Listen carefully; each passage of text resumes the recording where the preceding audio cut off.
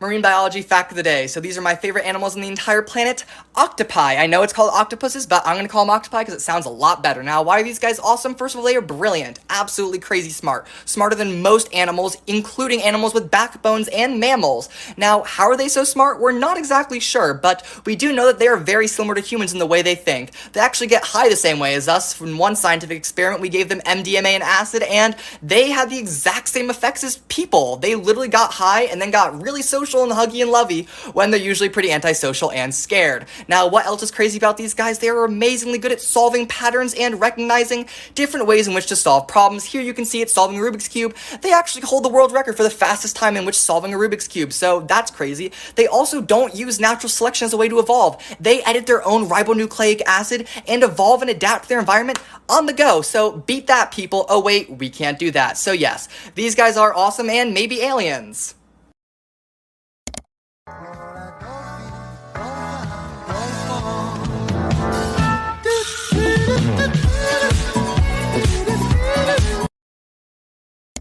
Top 5 ocean animal superpowers. The crocodile ice fish, and it has antifreeze for blood. Kind of. Well, first of all, it's the only vertebrate to not have hemoglobin in its blood, but it also has a bunch of specific proteins that bind to ice crystals and prevent its blood from freezing. Number 2, the Humboldt squid. These terrifying squids have been known to attack divers. They are found in a lot of South American waters, and basically, they can flash different colors to communicate with each other and create coordinated attacks against other things, but they also are cannibals, so... Number 3, starfish can regenerate. Yes, if you cut off a couple arms from a starfish, it'll just grow some new tiny ones, but if you also chop off the body from an arm, the arm will grow a very disproportionate, funny looking body. 4, this is probably the scariest. This is the stoplight loosejaw, and they produce red light. And the crazy thing is, most fish cannot see red light, so basically it's like someone shining a flashlight on you in the dark, except you can't see the light, only the thing that's hunting you can, so that's horrible. Number 5, jellyfish. They can actually shrink their bodies when there's not enough food around for them, so they don't starve to death, which is pretty crazy, and some of them live forever.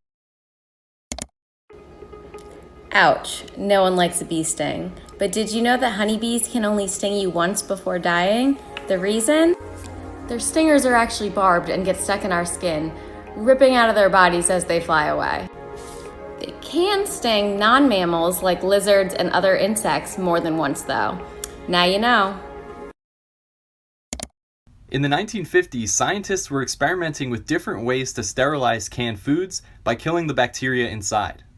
They were subjecting the foods to tremendous amounts of gamma-ray radiation, and they thought surely nothing could survive. To their surprise, some bacteria did survive the radiation and was isolated from the food.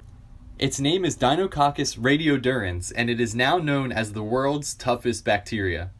Not only can it survive 1,000 times more radiation than a human can, but it can survive in the vacuum of space and without food and water for a long period of time. It's even in the Guinness Book of World Records. The secret to its toughness seems to lie in its DNA repair mechanism. It's able to isolate and fix damaged DNA very quickly. It also carries anywhere from 4 to 10 copies of its genome, which may help fix some of this DNA damage. Scientists now use this bacteria in laboratories all over the world to study anything from cancer, to aging, to even nanotechnology. Seatbelts, everyone!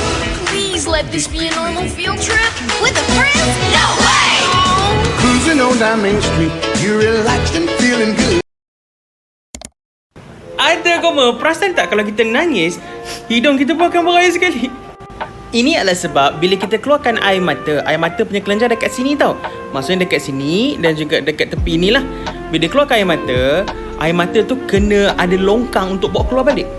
And longkang tu dekat sini, dekat hujung bahagian mata ni. So dia keluar dekat atas, dia masuk dekat bawah balik. Nampak tak dekat kelopak bawah mata ada macam lubang kecil ni? Ini dipanggil sebagai lacrimal punctum. Inilah tempat air mata. Dia keluar pergi mana betul? Well, longkang tu memang akan masuk ke dalam kita punya hidung. So yeah, kita punya tu adalah air mata kita yang terlebih keluar sampai kita sakit sangat tu. Bro, a venom is not dangerous if swallowed. This is one of those things that sounds crazy, but it's actually completely true. You see, toxin is just a blanket term for any chemical that's hazardous to life. Poison is something that needs to be absorbed through your skin or ingested in order to work. And then venom is something that needs to be injected directly into your bloodstream in order to work. An easy way to remember this is that if it bites you and you die, that's venom. If you bite it and you die, that's poison. So yeah, you could totally drink an entire glass of venom and nothing's going to happen to you unless you have some sort of like ulcer or cut somewhere along your GI tract that could then get it into your bloodstream.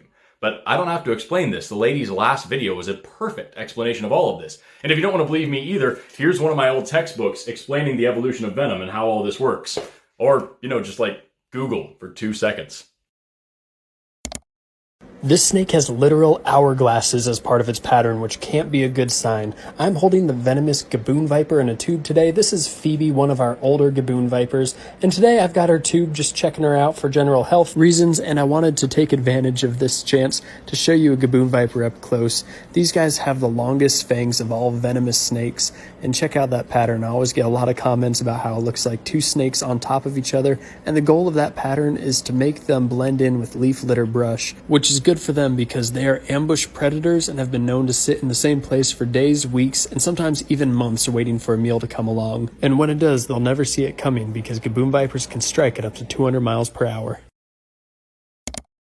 Have you ever heard of the Tong child? The fossilized skull of this 3-year-old was found in South Africa in 1924. He died about 2.5 million years ago, and the manner of his death is quite interesting. Puncture marks within the eye sockets suggest he was grabbed by a huge eagle with razor-sharp talons. This hypothesis is also supported by the fact that the skull was found alongside large eggshells and a diverse variety of bones. The Tong child wasn't a Homo sapien. In fact, it doesn't even belong to the Homo genus. Instead, it was given the name Australopithecus africanus. The skull didn't have a very thick brow and had a flat face, much like that of a human.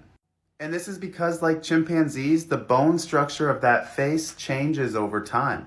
Young chimpanzees have a high forehead and flat face that becomes less human-like as they grow up.